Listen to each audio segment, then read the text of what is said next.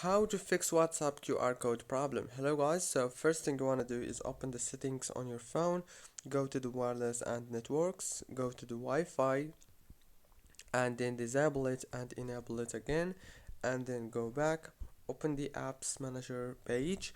On this page you will find all the apps that you have downloaded on your phone, so you have to wait a few seconds right here and then scroll all the way until you find the WhatsApp app and click on it.